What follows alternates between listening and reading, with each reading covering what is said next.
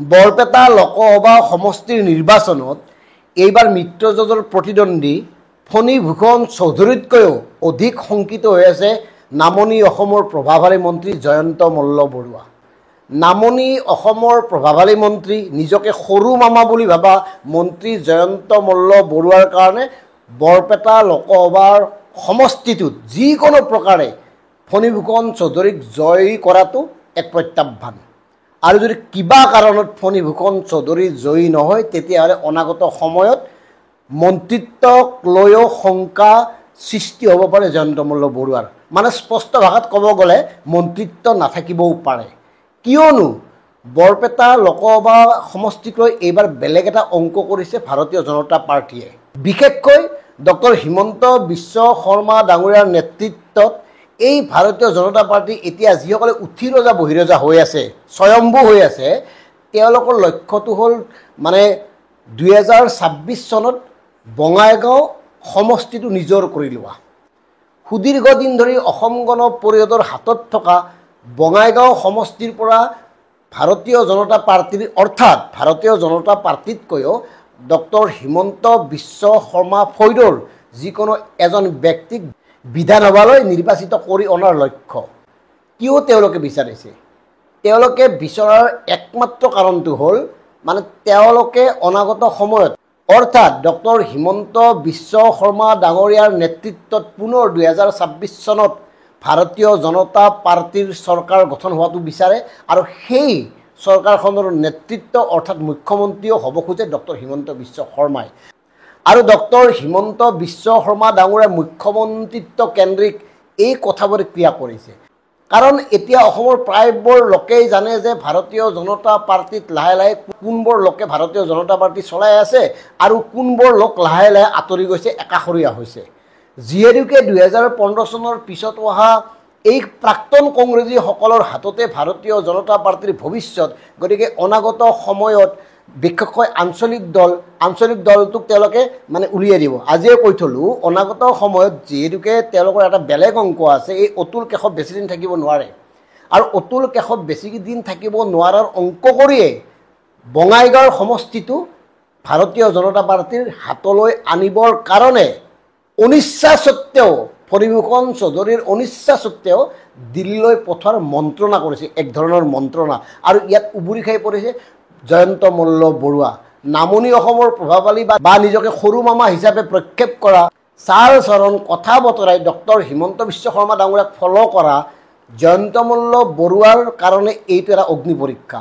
কাৰণ যিকোনো প্ৰকাৰে তাৰ পৰা উৎখাত কৰিব লাগিব অসম গণ পৰিষদক, আৰু তাৰ পৰা ভাৰতীয় জনতা পাৰ্টীৰ শেহতীয়াভাৱে মানে ডক্টৰ হিমন্ত পন্থীত যোগ দিয়া, ডক্টৰ হিমন্ত বিশ্ব ডাঙৰীয়াৰ মতে উঠা বহা কৰা তেওঁৰ শুভাকাংক্ষী, তেওঁৰ সুহৃদ যিকোনো এজনক তাৰ পৰা বিধানসভালৈ আনিব লাগিব। আৰু তেতিয়াহে ডক্টৰ হিমন্ত বিশ্ব শৰ্মা ডাঙৰীয়াৰ যিটো ফাল সেইটো শক্তিশালী হ'ব, তেওঁৰ পক্ষটো অধিক মজবুত হ'ব। আৰু তেতিয়া তেওঁলোকে বহুতক এইটোও দেখুৱাব পাৰিব, নালাগে তহঁতে। আৰু কোন নালাগে, কাক অনাগত সময়ত অৰ্থাৎ 2026 চনত কোন মানে ভাৰতীয় জনতা পাৰ্টীৰ কোন জ্যেষ্ঠ নেতাক একাষৰীয়া কৰিব, কাৰ পাখি কটা যাব, এই সম্পৰ্কেও আমি এখন তালিকা দিম। আৰু এই তালিকাখন আপোনালোকে থৈ দিব, এইকাৰণে থৈ দিব অনাগত সময়ত প্ৰমাণ চাব পাৰিব আমি এনেই কৈছোঁ নে আমি ক্ষেত্ৰভিত্তিক অনুসন্ধানত কৈছোঁ, আমাৰ তথ্য কি, আমি কোৱাৰ উৎস কি, এই কথাবোৰ স্পষ্ট কৰাত সহায় হ'ব।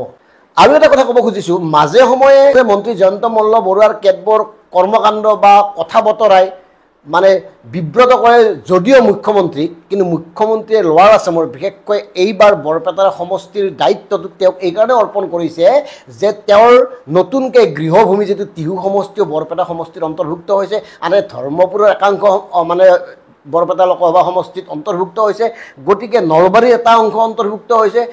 এই নলবাৰী, টিহু বা ধৰ্মপুৰৰ অধিকাংশ লোক যিহেতুকে বৰপেটা লোকসভা সমষ্টিত অন্তৰ্ভুক্ত হৈছে, সেই হিচাপে তাৰ স্থানীয় নেতা হিচাপে জয়ন্ত মল্ল বৰুৱাক এই দায়িত্ব দিয়া হৈছে। এতিয়া জয়ন্ত মল্ল বৰুৱাই যদি কিবা কাৰণত ব্যৰ্থ হয়, তেওঁৰ মন্ত্ৰিত্ব নাথাকে। তেওঁক যে মুখ্যমন্ত্ৰীয়ে বিশ্বাসত নলয় বা তেওঁক যে সন্দেহ কৰিব বা তেওঁৰ যে গ্ৰহণযোগ্যতা সম্পৰ্কীয় প্ৰশ্ন উত্থাপন কৰিব, এই কথাটো কিন্তু জয়ন্ত মল্ল বৰুৱাই ভালকৈ জানে। আৰু সেইকাৰণে 2015 চনৰ পিছত ভাৰতীয় জনতা পাৰ্টীত যোগদান কৰা জয়ন্ত মল্ল বৰুৱাহঁতে এতিয়া নিজকে অতি বিজেপি বা অতি দেশভক্ত দেখুৱাবলৈ গৈ তেওঁলোকে কিছুমান উদ্ভট আচৰণ কৰে। একাংশ বিশেষ সম্প্ৰদায়ৰ কিছু লোকক তুচ্ছ তাচ্ছিল্য কৰে, বিভিন্ন ধৰণৰ অপমানসূচক মন্তব্য কৰি আহিছে। কাৰণ হ'ল নাগপুৰ বা দিল্লীৰ বিজেপিৰ শীৰ্ষ নেতৃত্বৰ সন্মুখত তেওঁলোকে তেওঁলোকৰ গ্ৰহণযোগ্যতাটো প্ৰমাণ কৰা। এতিয়া বৰপেটা লোকসভা সমষ্টিত কিবা কাৰণত যদি নিজিকে ফণী ফুকন চৌধুৰী, তেতিয়াহ'লে বঙাইগাঁৱৰ যিখন অসম গণ পৰিষদৰ চিট সেইখন অক্ষত থাকিব। বঙাইগাঁৱৰ অসম গণ পৰিষদৰ সুদীৰ্ঘ যিখন 40 বছৰীয়া চিট, সেই চিটখন তেনেকেই থাকিব, তাত কোনো প্ৰতিদ্বন্দ্বী নোলাব। গতিকে তাক আঁতৰ কৰাটো সম্ভৱ নহয়। গতিকে ফণী ফুকন চৌধুৰী নিজিকিলে মহা বিপদ দেখা দিব জয়ন্ত মল্ল বৰুৱাৰ। মাজতে আৰু এটা কথা ক'ব খুজিছোঁ, এতিয়া পুৰণা বিজেপি বা আপোনাৰ ৰাজেন গোসাঁই, ৰমেন ডেকা জাতীয় মানুহবোৰৰ স্থিতি, তেওঁলোকে যিহেতুকে নিৰ্বাচনত নাই, তেওঁলোকৰ ভাষ্য, তেওঁলোকৰ বক্তব্য প্ৰমাণ কৰিছে আচলতে জ্যেষ্ঠ বিজেপিসকল এতিয়া কি শংকাত ভুগি আছে বা তেওঁলোকে কিয় একাষৰীয়া হৈ গৈছে। গতিকে নতুনকৈ হোৱা বিজেপিখিনিয়ে, অৰ্থাৎ বিজেপি নেতাখিনিয়ে অনাগত সময়ত বিজেপিৰ সকলোবোৰ কাৰ্যসূচী পৰিচালনা কৰিব, কৌশল ৰচনা কৰিব, আৰু তেওঁলোকেই ভাৰতীয় জনতা পাৰ্টীৰ কোন ক'ত মন্ত্ৰী হ'ব, কি নহ'ব, সকলোবোৰ ঠিক কৰিব। বাকী বেলেগ কথা মই ক'ব খুজিছিলোঁ, নকওঁ, কাৰণ ইয়াত RSSৰ কথাও আছে।